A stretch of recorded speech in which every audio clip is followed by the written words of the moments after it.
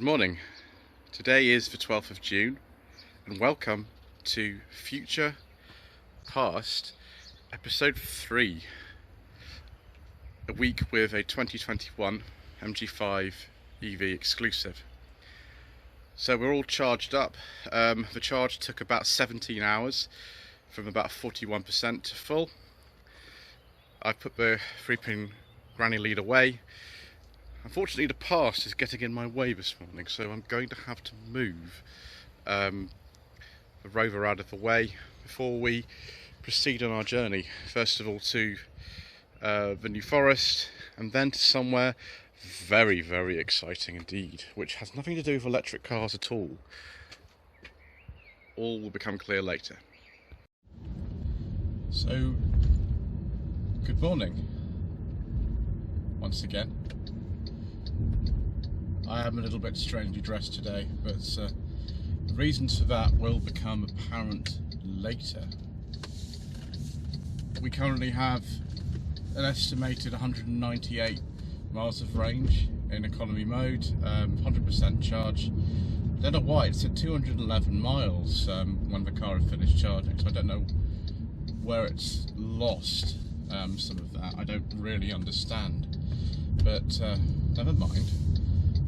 So off we go on our way to the New Forest to meet up with Mr. Bill from the Wull YouTube channel, because he is going to be filming this car. He's quite excited, because I think it's the first time he's ever had a car on his channel for review that he didn't actually own in terms of driving it. Because of his age, he's not really able to drive other cars due to the sort of insurance things that are going on. Yes, MG have very kindly added him to the insurance, and he will be enjoying himself, I'm sure. I mean, I'm enjoying myself already.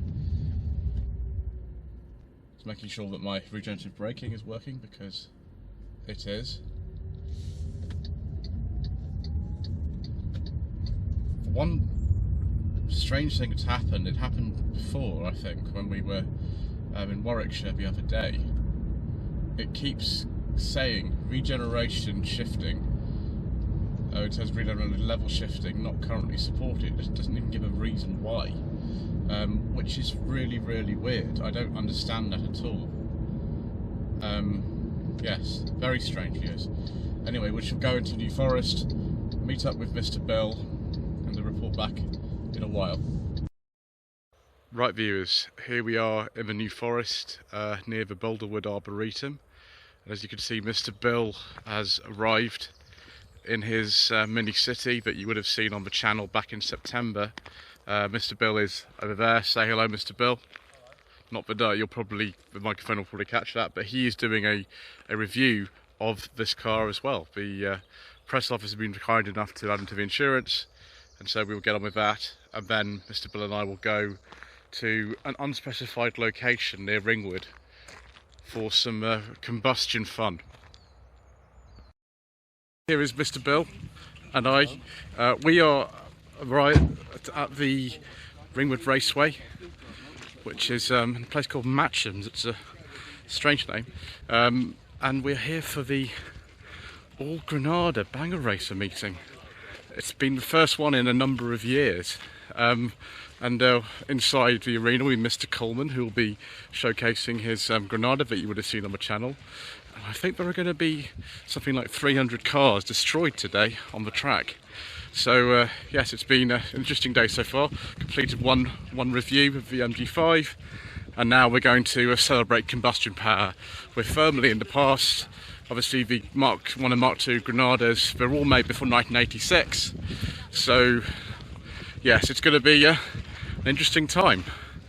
Shambolic Shuffling is going to be coming along very, very soon. Right, viewers, the day has come to an end. It's about 20 to 10. Got back to the car. I think we're going to be trying to get out of sight for a while.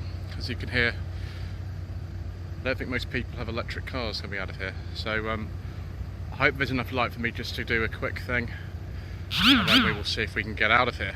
and conclude the day. Right viewers, the light's not great, I apologise for that, but we are actually on our way back. I will end the video here because yeah, the light won't get any better than this. I turned both the interior lights on, but if I turn them off it's even worse, so there we go. I've still got 80% charge and 157 miles to go. Unfortunately, the number of miles I've done today is no longer there, so I can't actually tell you anymore. I should have recorded the actual mileage. On 2065 miles, and yes, in terms of future past, well, the last Mark II Granada was made in 1985, so yeah, we definitely spent the time in the past. And the past is all around me because everyone else sort of here, they're driving fossil fuel cars, it would seem. I think I've seen one electric car here, but that's not really what happened. So yes, will we in 35 years time see I don't know, MGZS EVs and MG5 EVs as championship banger races? I don't know, suppose we'll have to see. Anyway, I think we'll come back tomorrow and we'll see what's going on. Good afternoon. Today is the 13th of June and I've decided to go hunting for a different charger today because I wasn't that happy actually with charging the car using the 3-pin wall socket from the house, having to run the cable out the front window. It just felt a bit dangerous to the security. Also, it was very slow, so I'm going to use the quickest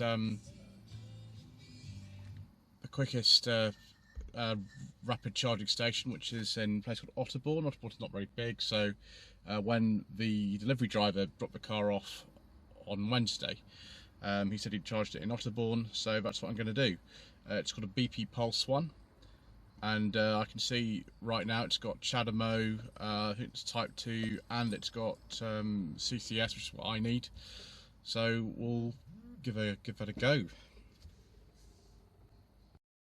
Okay viewers, so I've opened up 2 charging ports you need for CCS. There's my CCS charger. I'm going to skip showing you next steps because I'm not wanting to show my debit card number on the internet to people, and I'm going to try it as a guest and see how it works. Right viewers, there we go, 35 pence per kilowatt hour of this charger. So you can see we're on 60%, and yeah, I will come back I suppose within the hour and see how we're getting on. Fortunately there's a pub just opposite where we are, which is convenient for having some lunch. Okay viewers, something really weird has happened. So I came back and I've unplugged the car and everything, but the machine wasn't charging anymore. I wasn't getting any more charge. The car is on 94%. I left it at, I think it was just under 70, it was like 69 or something like that. And it's on 94 now, but it wasn't charging. I think somebody did press the emergency stop button on it or something. I don't really know because there's nothing indicating on there that the charger's pulled straight out. It wasn't actually locked. So, I mean, it's fine. It doesn't matter particularly. I've got plenty of charge now, 94%, and 182 miles of range on normal. So that will probably be a little bit more on eco mode, which is very weird. Yeah, it wouldn't have cost me very much or anything. It's just strange. I've heard people doing that before, but didn't realise it was going to happen to me. Anyway, never mind. I better go back to the pub because my pudding is waiting, and we'll come back later. Oh viewers, I'm afraid the lighting is terrible because the car is facing a certain way around, and if I do this, you can't actually see me. If I do that, well, I can't actually sit here in this place, and I don't have time to turn the car around to just film this a little bit, so I'm afraid you're going to have to cope with terrible shading. Not done a huge amount of the car today. It's not particularly exciting, so I think we're just going to roll over into the next video. So yes, 178 miles of battery. I don't think I'm going to get a reading for current journey. No, I'm not going to get that. Odometer reading is 2108 miles, so I think we've now covered over 400 miles in this car. I'm pretty sure it might be over close to 450 since Wednesday, which is quite a lot. I'll just move the mode switch into eco mode. Yeah, 187 miles it's got on there, which is sort of what I'd expect. Yes, I think it will get a bit more interesting tomorrow. I might turn up to my mother's house in this car. I will not record that because she will not be on camera. She just won't do that sort of thing, so that's not going to happen, but we'll see what she thinks of it anyway. She probably won't want to even travel in it because she's a very selective person with car travels in, because she's got a bad back, and she actually can't even drive at the moment. She's in too much pain when she does, so she just doesn't drive. So we'll probably take her car to the appointment if I do decide to go in this one, or I could go in the Rover. I need to put some petrol in that anyway. So yes, the future was all looking fine today, and the charger was okay until something happened. I don't know if somebody pressed the emergency stop, or if something else happened, but yeah, there's not really a huge amount that I'll be able to find out about that. But thank you to all of you for keeping watching Future Past, and I'll see you tomorrow. Good morning. Today is the 14th of June, and we've still got a parking problem on the drive. That's a good thing really, because it means we've still got the car here, and the Sanyong's still here, the Rover's still here. Now normally when we go shopping, my lady wife and I, don't know which one we'd take really, but to take the Rover because it's a bit smaller to fit in parking bays, and the boot's actually for this sort of car is quite big. And in the next part, the final part of the Future Past, we we'll actually be comparing the two cars quite directly. We'll be looking at the relative boot sizes and equipment levels and stuff like that. But for now, let's get in and take a look and see how much charge we've got left. Obviously, it hasn't really changed since the last part, but I'll show you the screen anyway, because that seems to be what we do. Right, one annoying thing I've noticed when getting in the car is that if you don't have your phone connected, it'll go onto some random station, AM 1458 kilohertz. If I had a radio selected, it'll probably do that. So we go 2108 miles, 90% battery, 178, and normal mode. I just flick the switch. Eco mode, 187 miles. So plenty of what we're doing in the next couple of days. I don't need to go and see my mother today or tomorrow, so there's a chance that she won't even travel in this car. But maybe on the last day we have it, I might take her in it, because I've got to take her to a meeting. But yes, we're going to take this one to the shop, and we'll see how much stuff we can actually fit in the boot, which is always handy. So here we are at an unnamed supermarket chain, because we're more impartial than some broadcasters.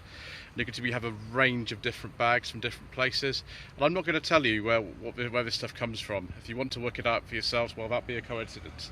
The boot loading up to the load blind is supposed to be about 470 litres in this car, and you can see we've got absolutely loads more room. But one thing is, you cannot actually increase the height of the floor. There's no load lip. There are no tethering points. That I've been asked quite about that before. That is actually just nothing. That's, I think, how you get to change some of the electrical things inside the car. But yeah, it's a decent boot. The load blind is a nice quality one as well. There's no electric tailgate in this car, but I don't think you need it. You've got handles either side, and there we go, nice and practical. Right, viewers, it's the end of Monday the 14th. It's not a huge amount really to report, other than what we've already said. The last couple of days haven't really been as exciting as the first few were, so we'll end the part quite soon. But I just wanted to touch on a couple of things. One of them is that this sort of faux leather interior.